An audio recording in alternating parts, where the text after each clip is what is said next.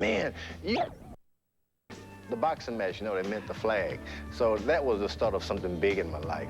There is no fear in George Foreman. I can remember the time I stared Joe Frazier down. I had looked him right in the eye. I was hoping, don't drop your head, Joe.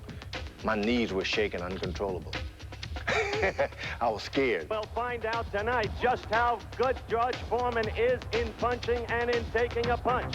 Nobody can whip Joe Frazier. You hit him, he likes it. You miss him, he gets upset. I kept knocking him down, hoping, please stay down, Joe Frazier. Down goes Frazier! Down goes Frazier! Down goes Frazier! I beat Joe Frazier, knocked him out. He whipped Muhammad Ali. I knocked out Kenny Norton, who broke Muhammad Ali's jaw. So I'm thinking, hey, when I fight Muhammad Ali, the best thing I can do is don't even kill the guy, don't hurt him. But win, there's no question about it. I get out there and give him everything I have. Wham, wham, about the 5th round, he started to ask me, is that all you got, George? And I'm thinking, yeah. And so to lose that fight in front of the whole world, like, it devastated me.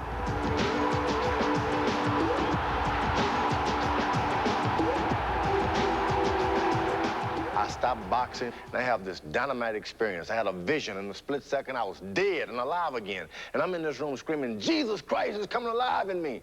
Everybody's looking at me like, champ, you can win a boxing match. Don't worry about it. Just let it go. But that was the highlight of my whole life.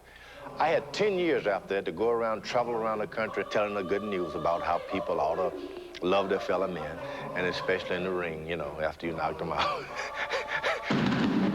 And it was a frightening thing for me to get back into the ring. There I am for 10 years. I've walked around with my shirt buttoned up to the top. I had to take the shirt off in front of everybody. But then after a while, I started to regenerate the old George Foreman. I got my left jab back, my right hand. Before you know it, I was getting knockouts again.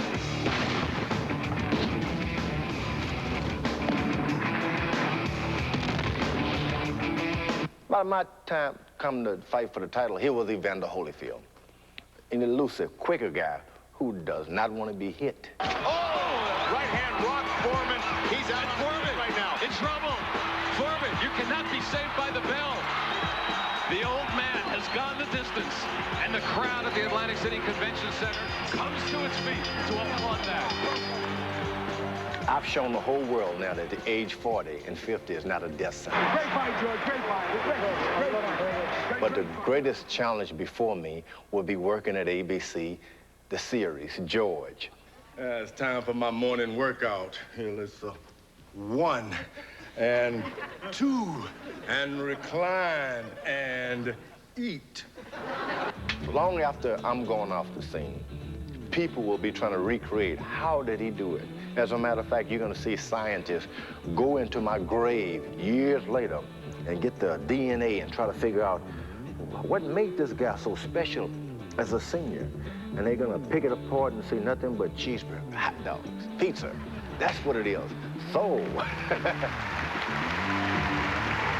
told you. I don't know.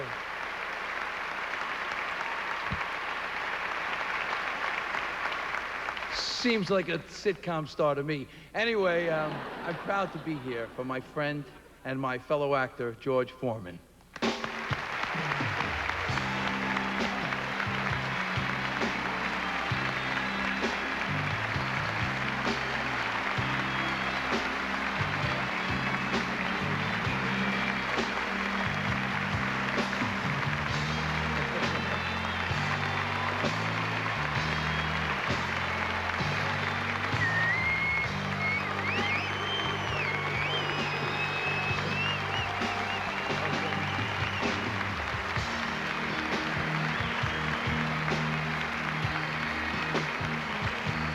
Thank you, Tony. I really appreciate that.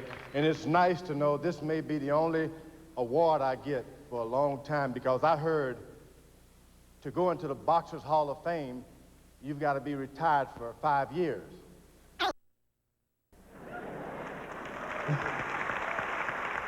Then they gave Joe Louis his stamp, U.S. postage. They said you have to be dead for a few years to get one of those.